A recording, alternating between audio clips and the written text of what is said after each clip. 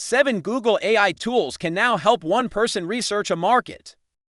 Build an app, create a campaign, make a presentation, generate product images, and even produce podcast-style audio. Look, that sounds great. But let us be clear, free can mean a daily limit. An experimental product, paid deployment later, or a different privacy policy. So the real question is, which ones can actually replace something you already pay for? First, Google AI Studio. In build mode, you describe an idea in normal English and the system creates a working app.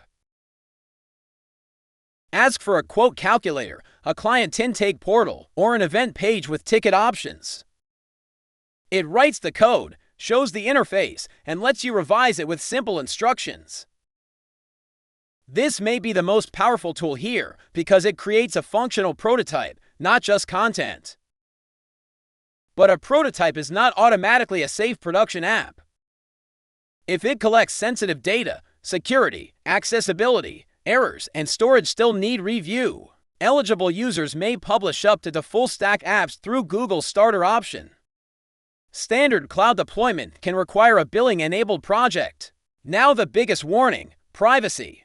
Google's terms for unpaid Gemini API and AI Studio services say submitted content may be used to improve products, and human reviewers may process some inputs and outputs. Google warns users not to submit sensitive, confidential, or personal information, so do not paste customer lists, tax records, medical files, private contracts, or unreleased business plans into unpaid services. Second is Opal. Opal is a no-code builder for small AI workflows. You describe the result, and it creates a visual chain with user input, model instructions, optional tools, and an output. A creator could enter one topic and get titles, hooks, a description, and a fact-checking checklist. If you repeat the same prompt routine every week, Opal can save time. But I would not say, cancel Zapier, Make, or N8N. Those platforms connect many business systems. Opal is better viewed as a hosted AI mini app builder. Google warns that results can be wrong, so test every step.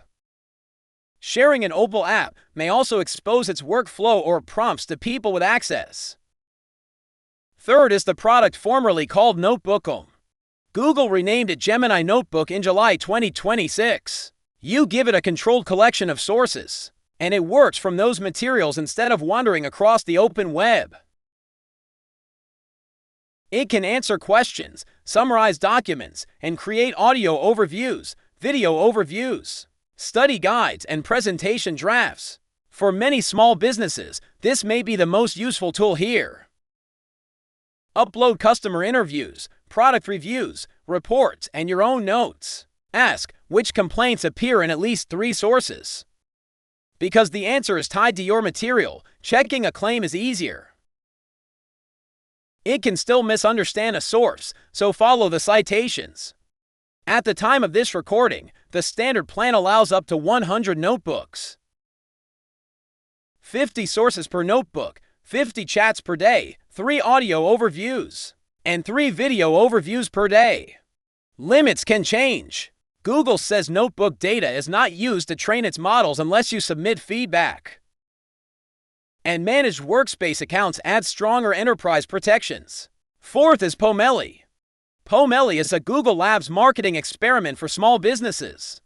Give it a website, and it analyzes brand voice, colors, fonts, and images to create what Google calls a business DNA. It can then propose campaigns and editable social assets in that style.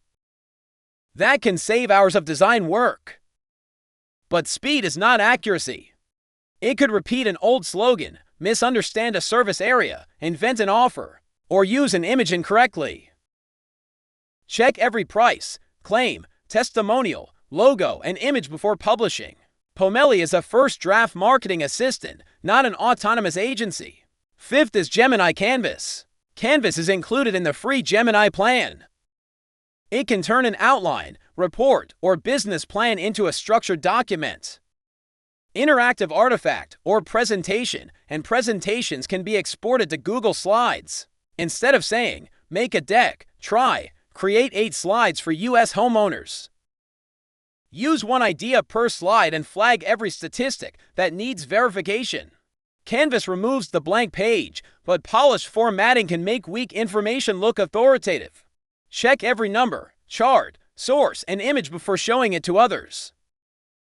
One consumer account detail matters across Gemini tools. Keep activity as on by default for adults. You can turn it off, but Google says conversations may still be retained for up to 72 hours. To provide the service and process feedback. Sixth is Google's Nano Banana image family. Nano Banana 2 is the faster current model, while Nano Banana Pro targets higher fidelity work. In the consumer Gemini app, free users receive limited image generation access, while paid plans get higher limits. In the Gemini API, image generation is not free at scale. Current published pricing is roughly 7 cents for one 1,000 image, before other costs. 7 cents sounds tiny, but 1,000 images becomes a real operating cost. These models are useful for product mockups, ads, thumbnails, and storyboards. They can render text better than many older systems, but not perfectly. Inspect labels, logos, hands, reflections, measurements, and fine print. Never present an AI mockup as a real photograph when it is not. 7th is Gemini Text-to-Speech in AI Studio. It can produce single or multi-speaker audio, and you can describe tone, pace, energy, and conversational style in normal language. That makes it useful for podcasts, explainers, training material, or alternate narration. The current preview supports more than 70 languages and offers a free tier. But preview tools can have tight limits and can change. The unpaid service privacy warning applies here too. Do not paste confidential calls or customer records into the workflow. And do not imitate a real person's voice without permission. Names can be mispronounced, emphasis can sound unnatural, and script errors can be repeated convincingly. So, where should you begin? Long story short, start with the job.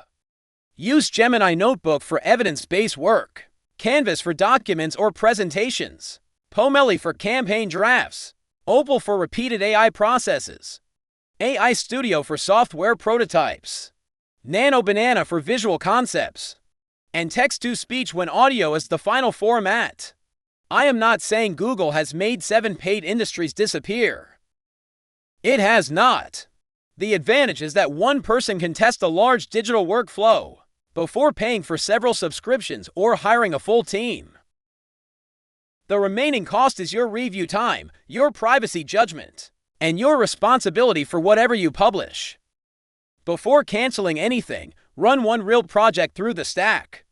Measure the time saved, inspect the mistakes, check the limits, and use the tools for real work, not just a 5-minute demo.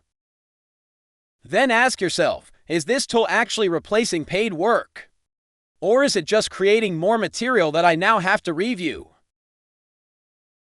Which subscription would you cancel first? If this Google stack could reliably handle 80% of the job,